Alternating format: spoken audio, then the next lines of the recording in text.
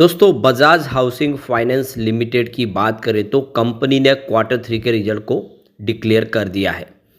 अब इस रिजल्ट के अंदर क्या क्या अचीवमेंट हुआ है इस क्वार्टर के दरमियान उसको समझने की कोशिश करेंगे और कहाँ पे कमजोरी रह गई है।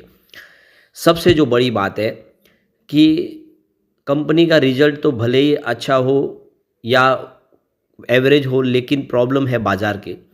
आज स्टॉक ने बिल्कुल एक फ्रेश लो बना दिया है और सिर्फ बजाज की बात नहीं है, सभी के सभी शेयर धराशायी हो गए। बाजार में तूफानी गिरावट है। गिरावट का हाल ये है कि अच्छे अच्छे जो स्टॉक है वो भी धराशायी हो, स्पेशली स्मॉल कैप और मिड कैप की आज पिटाई ज़बरदस्त हुई है। लोगों के सबके पोर्टफोलियो बिल्कुल रेड हो चुके हैं और काफ़ी भारी नुकसान हो रहा है कि क्या समझ में नहीं आ रहा है कि क्या किया जाए। तो यहाँ पे उन सारी बातों को समझने की कोशिश करेंगे, रिजल्ट को अच्छे से जानेंगे और क्या अब इस रिजल्ट के बाद यहाँ पे कुछ संभावना पॉजिटिव बनेगी। लेकिन फ्रेंड्स, उससे पहले अगर आप पहली बार हमारे चैनल पे आए तो चैनल को सब्सक्राइब कर दीजिए, एक बेल आइकॉन दबा दीजिए ताकि जब भी नया वीडियो बने पहला नोटिफिकेशन आपको मिले। वीडियो पसंद आए तो लाइक से जरूर कीजिए।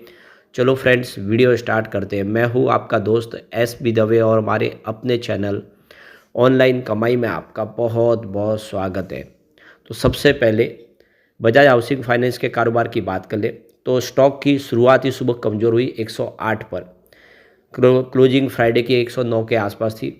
तो जैसे कि बाजार की शुरुआत भी 500 पॉइंट निगेटिव हुई थी, उसका असर यहाँ पे देखने को मिला और वीकनेस के साथ शुरुआत की और इंट्राडे में 104 तक चला गया। तो काफ़ी बड़ी गिरावट हुई। अंत में क्लोजिंग भी नीचे की तरफ ही रही, लगभग 105 पर, जहाँ पे 3.43% की गिरावट देखने को मिली। अब आप ये देख ही सकते हो कि इंट्राडे का लो 104 का बना, लेकिन हाई 108 के आसपास है। अब इसका 52 वीक का लो अगर देखेंगे तो वो आज जो 104 का बना वही है, यानी इसने एक अपना लाइफ का ऑल टाइम लो बना दिया है। हाई इसका 188 का है और लिस्टिंग के बाद ही 188 पे चला गया 2-3 दिन में। और उसके बाद अब देखें तो इस स्टॉक ने ज़बरदस्त गिरावट दिखाई है और अब स्टॉक बिल्कुल आप देख सकते हो कि 2 डिजिट की तरफ आता वो दिखाई दे रहा है।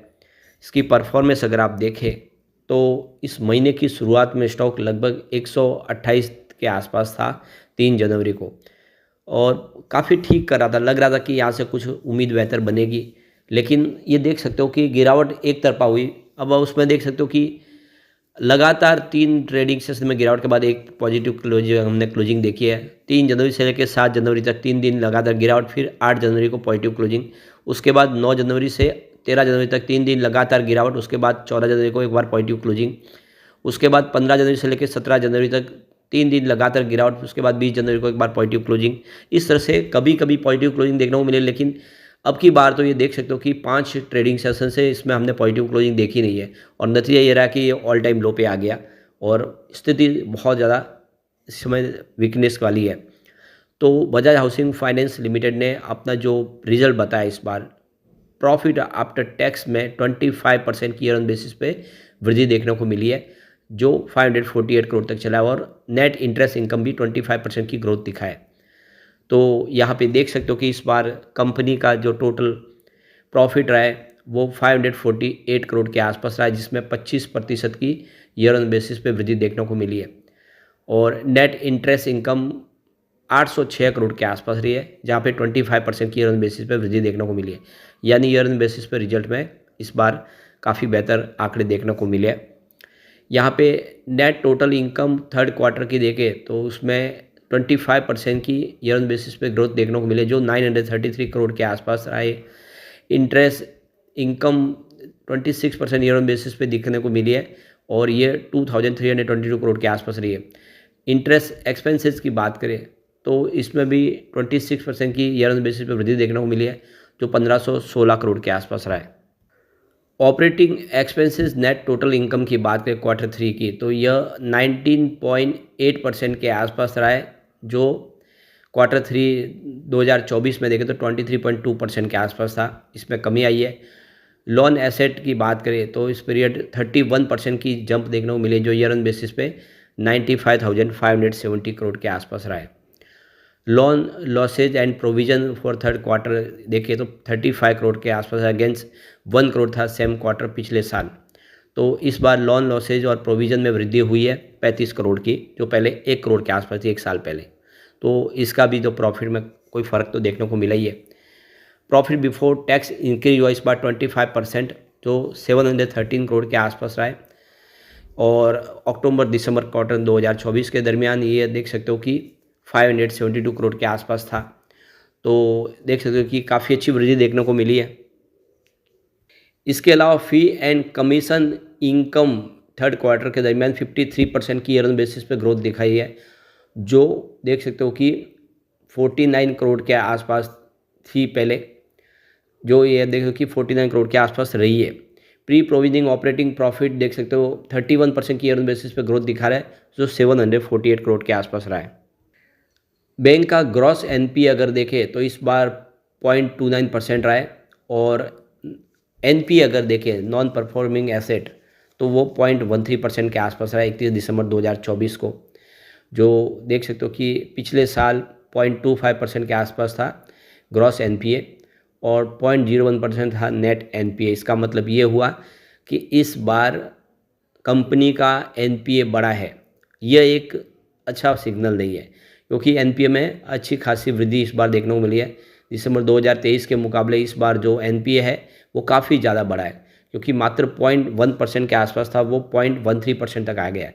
तो इसे एक बात है कि एक ये सबसे बड़ी कमज़ोर कड़ी यहीं पर साबित होती है। प्रोविजनिंग कवरेज रेशियो स्टेज 3 के अंदर एसेट एंड दिसंबर देखें तो 55% रहा है, और annual return on average asset देखें तो यहाँ पे 2.4% आए अगेंस्ट 2.44% इन क्वार्टर 3 सेम ईयर। तो ये तो सेम ही है, इसमें कोई बदलाव नहीं है। Annual return on asset average देखें तो ये 11.5% के आसपास रहा है।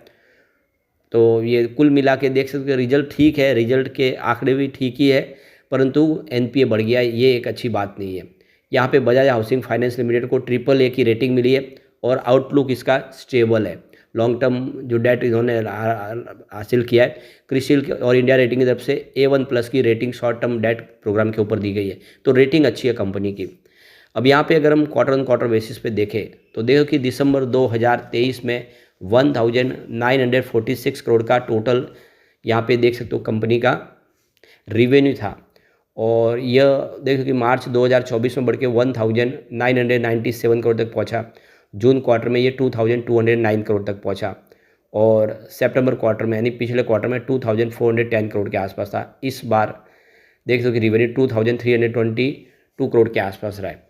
तो इसका मतलब ये हुआ कि ईयर ऑन बेसिस पे तो रिवेन्यू बढ़ा है, लेकिन क्वार्टर ऑन क्वार्टर बेसिस पे रिवेन्यू में कमी आई। पिछले क्वार्टर के मुकाबले इस बार रिवेन्यू कम रहा है। बात प्रॉफिट की कर ले तो दिसंबर 2023 में 437 करोड़ का प्रॉफिट था, जो मार्च में घट के 381 करोड़ के आसपास आ गया। जून क्वार्टर में 483 करोड़ का प्रॉफिट था, और सितंबर में 546 करोड़ के आसपास प्रॉफिट था, जो इस बार 548 करोड़ के आसपास रहा है। यानी क्वार्टर ऑन क्वार्टर बेसिस पे तो प्रॉफिट अच्छा खासा बढ़ा है, ईयर ऑन बेसिस पे प्रॉफिट अच्छा खासा बढ़ा है, लेकिन क्वार्टर ऑन क्वार्टर बेसिस पे हल्का सा बढ़ा है, लेकिन बड़ा जरूर है। तो रिवेन्यू गिरा है क्वार्टर ऑन क्वार्टर बेसिस पे, लेकिन profit quarter on quarter basis पे देखे या ईयर ऑन बेसिस पे देखे तो वृद्धि हुई है। ओवरऑल देख सकते रिजल्ट ठीक है, इसमें इतनी कोई कमजोरी नहीं है, लेकिन बाजार के सेंटिमेंट जिस से बिगड़े हुए, ये अच्छा रिजल्ट हो या फिर उससे एवरेज रिजल्ट हो, असर जो है वो तो निगेटिव देखने को मिलेगा, क्योंकि जब तक बाजार संभलेगा नहीं शेयरों में तेज़ी देखने को नहीं मिलेगी। लेकिन फ्रेंड्स, कोई भी इन्वेस्टमेंट करने से पहले अपने फाइनेंशियल एडवाइजर से एडवाइस ले ले, या अपना खुद का रिसर्च करें, क्योंकि मैंने वीडियो आपके एजुकेशनल पर्पज़ के लिए ही बनाए। वीडियो पसंद आए तो लाइक से जरूर कीजिए और चैनल को सब्सक्राइब कर दीजिए। Thank you friends.